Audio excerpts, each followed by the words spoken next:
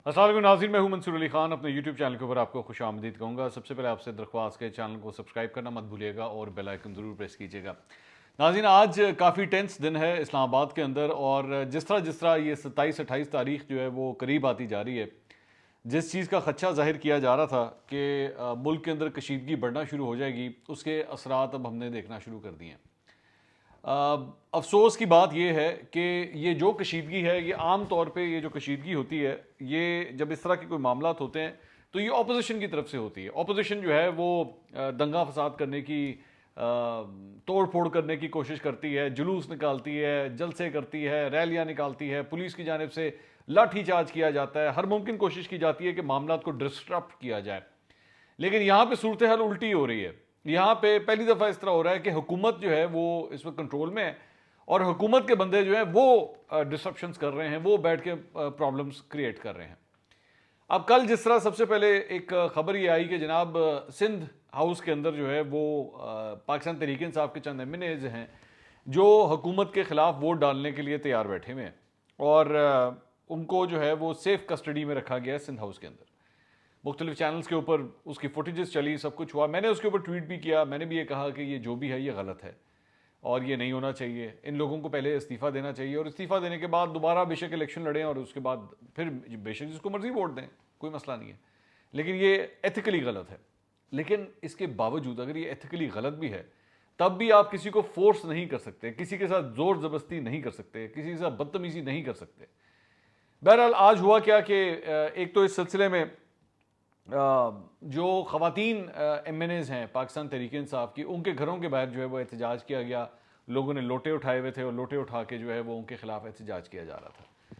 और अभी मामला यहाँ नहीं रुका था, बल्कि फैसलाबाद के अंदर, राजा रियाज के हल्के के अंदर, वहाँ पे पाकिस्तान तहरीक इंसाफ के चंद कारकुनों ने एहतजाज किया। कोई बहुत बड़ा एहतजाज नहीं था, छोटा सा एहतजाज था, लेकिन फिर भी एक एहतजाज किया गया, और ये उनका राइट है। मैं इससे कतई तौर पर इख्तलाफ नहीं करता, मेरे ख्याल में ये उनका राइट है और वो उनका एहतजाज करना भी चाहिए, एक बात।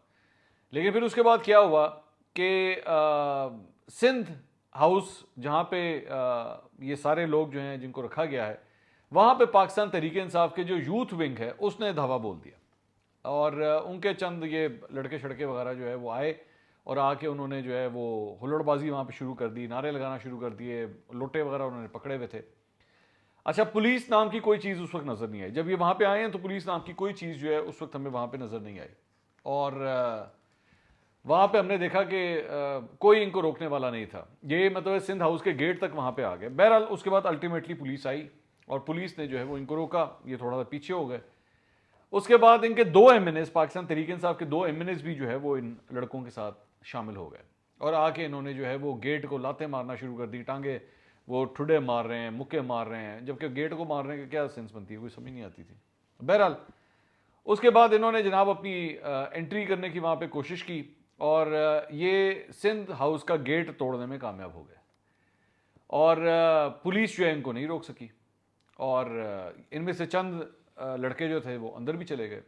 बहरहाल उसके बाद पुलिस आई, पुलिस ने आके इनको गिरफ्तार किया, वहाँ से लड़कों को, चंद लोगों को गिरफ्तार किया गया, और जो एमएनएस थे दो उनको भी गिरफ्तार कर लिया गया, और वो उनको गिरफ्तार करके थाने ले गए। थाने में थोड़ी देर के बाद जो है वो शहबाज गिल साहब तशरीफ़ लाते हैं, और शहबाज गिल साहब जो हैं वो शख्सी ज़मानत के ऊपर जो एमएनएज़ हैं उनको छुड़वा लेते हैं, जबकि कारकुन जो थे वो अंदर ही थे। और उन्होंने कहा जी चूंकि ये एमएनएज़ हैं तो इसलिए इनको छोड़ दिया जाए, और इनको छोड़ दिया गया शहबाज गिल। अच्छा, शहबाज गिल साहब को रिसेंटली इनका जो यूथ विंग है उसका कोई फोकल पर्सन भी इनको बनाया गया था, तो ये इन्हीं के बेसिकली गालबन विंग से ताल्लुक शालुक भी रखते थे, या पता नहीं आईएसएफ के थे, मुझे नहीं पता। बहरहाल थे ये किसी इनके विंग शिंग के लड़के।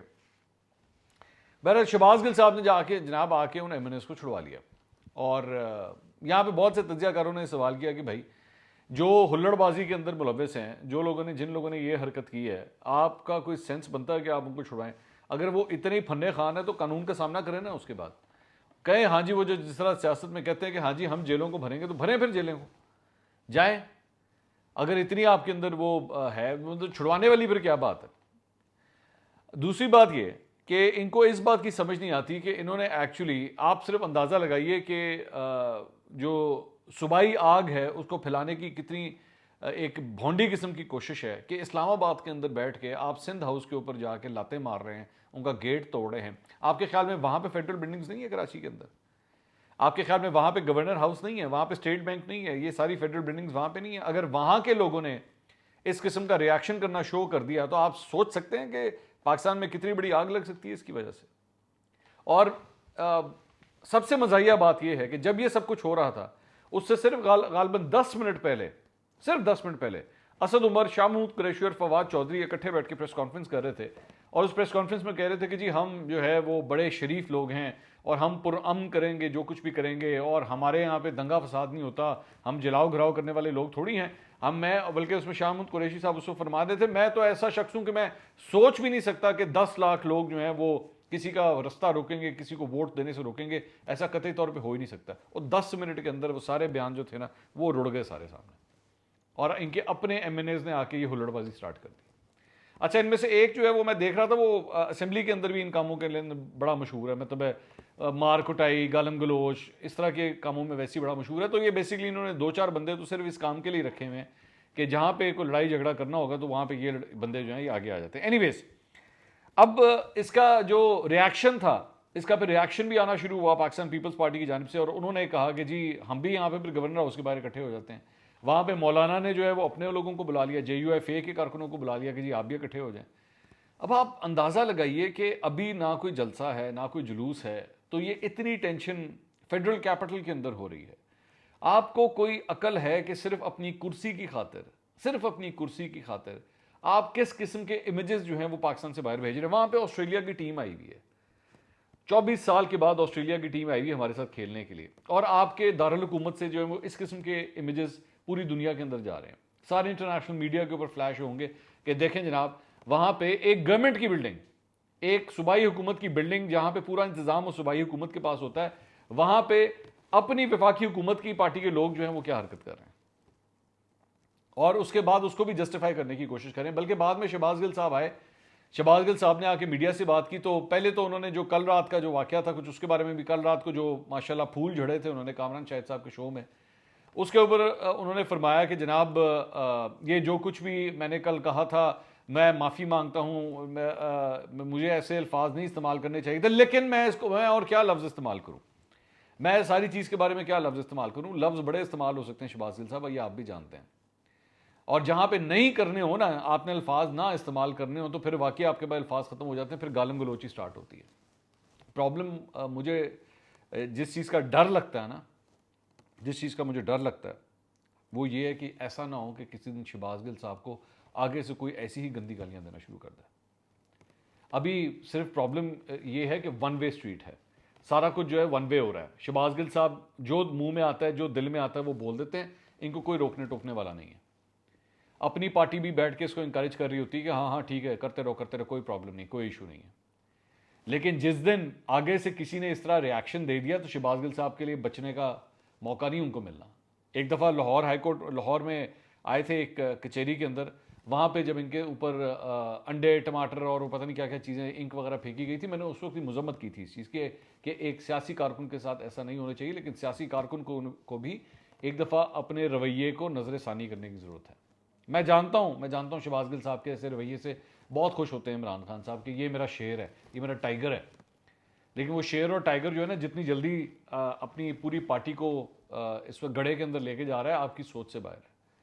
जाके एक दफ़ा अपना ज़रा रेपुटेशन पता करें, आपके पाकिस्तान तहरीक इंसाफ के रैंक्स के अंदर शहबाज गिल साहब के रेपुटेशन है क्या, लोग क्या कहते हैं पीठ पीछे इनके बारे में। खैर एनीवेज, ये इनकी पार्टी का मामला है, लेकिन मुझे उम्मीद है कि ये थोड़ा सा अकल के साथ ये लोग काम लेना शुरू करें और खुदा के लिए पुरअमन तरीके से एहतजाज वगैरह करें। 100 दफ़ा करें, एहतजाज करना कोई गलत बात नहीं है, एहतजाज करना आपका हक है, लेकिन पुरअमन तरीके से, तहजीब के अंदर रहते हुए। उसके बाद एक और जो डेवलपमेंट हुई वो हुई जनाब, राजा रियाज साहब जो है उनकी एक अदद ऑडियो आज एक चैनल के ऊपर चलाई गई, और ये आई कहाँ से? ये अली जैदी साहब ने अपेरेंटली ये इसको रिलीज़ किया ट्विटर के ऊपर, और उसमें अपेरेंटली कोई वोटर जो है वो राजा रियाज साहब को फ़ोन करता है और उनको कहता है कि जी आपने मुझे कहीं का नहीं छोड़ा, और राजा रियाज साहब को वो कहता है कि जी आपको इस्तीफ़ा देना चाहिए था पहले, और आपको शर्म नहीं आती, मतलब इस तरह की बातें जो हैं वो। अब ये एक और क्लियर कट के ये खुद, मैं वही कहता हूँ ना, अपने लिए प्रॉब्लम्स क्रिएट करते जा रहे हैं। इनसे पूछें अली जैदी साहब से कि राजा रियाज साहब की जो टेलीफोनिक गुफ्तगू है आपने तो ठीक है उसको फेम की खातिर जो है वो आपने उसको रिलीज़ कर दिया, आपको पसंद आई ये चीज़, लेकिन आपने ये जो किया है, ये जो प्राइवेट कन्वर्सेशन जो है वो आपने सोशल मीडिया के ऊपर रिलीज़ की है, आपको खुद पता है कि आप खुद इसके अंदर पीका के अंदर फंस जाते हैं। ये आपका अपना पीका, जो आप लोगों ने पीका एक्ट जो रिलीज़ किया हुआ है, पीका ऑर्डिनेंस, आप खुद उसके अंदर जाके फंस जाते हैं।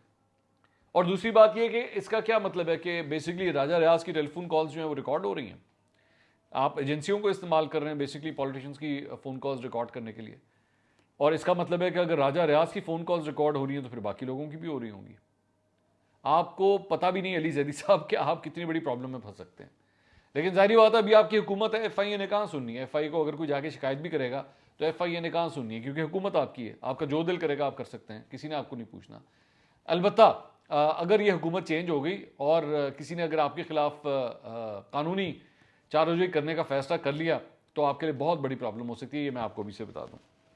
इसके अलावा एक और खबर जो आई है वो आई है चौधरी शुजात हुसैन साहब के हवाले से। चौधरी शुजात हुसैन साहब ने इस हुकूमत के दावे को ही उड़ा के रख दिया है। और ये बेसिकली जो दावा किया जा रहा था कि जी सिंध हाउस के अंदर जो है वो पैसों की बंदरबांट हो रही है और बोरियां दी भरी जा रही हैं और बोरियों के ज़रिए जो पैसे दिए जा रहे हैं, तो चौधरी शुजात हुसैन जो इनके अपने इत्तेहादी हैं, फ़िलहाल इस हुकूमत के अपने इत्तेहादी हैं, तो उन्होंने खुद कहा है कि ये एक ऐसी तरीक़त-ए-एतमाद है जिसमें ना कोई पैसे देने वाला है और ना कोई पैसे लेने वाला है। तो ये उन्होंने खुद फरमाया। और मैं भी उस वक्त से यही बात कह रहा हूँ कि भाई जो कुछ भी हो आप इल्ज़ामात लगा रहे हैं, जब तक आप इसका कोई प्रूफ नहीं लेकर आएंगे तब तक बात नहीं बनेगी। मैं सिर्फ इस बुनियाद के ऊपर कि चंद लोग आपके खिलाफ अगर वोट डाल रहे हैं तो इसका मतलब है कि पैसा ही चला होगा, ऐसा नहीं होता। मैंने आपसे पहले भी कई दफ़ा कहा है कि मुख्तलिफ किस्म के लालच होते हैं, पैसे का लालच भी होता है इसमें, लेकिन ज़रूरी नहीं कि सिर्फ पैसे का लालच होता है। कुछ लोग जो हैं वो अपने अगले इलेक्शंस को देख रहे होते हैं कि अगली दफ़ा हमने किस पार्टी से हमने टिकट लेके हमने इलेक्शन लड़ना है, जिसकी बुनियाद के ऊपर वो बेसिकली अपने फैसले करते हैं कि हमने आगे फ्यूचर के अंदर क्या करना है। बाकी इसके अलावा एक और जो डेवलपमेंट आज हुई वो ये थी कि सुप्रीम कोर्ट के अंदर जो है वो एक पिटीशन फाइल की गई है हुकूमत की जानिब से, और जो डिफेक्शन क्लॉज है जिसके ऊपर बात हो रही थी कि जी वो लोग पार्टी के मुनरिफ लोग जो इमरान खान साहब को, पाकिस्तान तहरीक इंसाफ को वोट नहीं देना चाहते, अगर वो जाके वोट डालने जाते हैं तो फिर क्या होगा, डिफेक्शन क्लॉज एक्टिवेट क्या हो, कब होगी, क्या वो वोट डालने से पहले होगी या वोट डालने के बाद होगी। तो इस सिलसिले में अब पिटीशन जो है वो फाइल कर दी गई है और बताया गया है कि पीर वाले दिन जो है अब इसकी सुनवाई होगी। और चीफ जस्टिस उमर अता बंदयाल जो है उस बेंच का हिस्सा है, गालिबन 2 रुकनी बेंच बना है और वो इसकी सुनवाई करेगा। तो मामला अब ये कोर्ट के अंदर चला गया, उस पीर वाले दिन जो है काफ़ी हद तक मामला जो है वो क्लियर हो जाएंगे। लेकिन हर गुजरते दिन के साथ मामला ख़राब हो रहे हैं और मैं उम्मीद करता हूँ कि ये जो जितनी सियासी जमातें हैं ये थोड़े से होश के नाखून लें और खुदा के लिए सिर्फ एक कुर्सी की खातिर जो है इस किस्म के फैसले मत लें। ये कौम, ये मुल्क आप लोगों की इन ज़ाती ख्वाहिशात से बहुत बढ़ के है, बहुत बढ़ के है। अगले वीलॉग में दोबारा मुलाकात होगी। अल्लाह हाफ़िज़।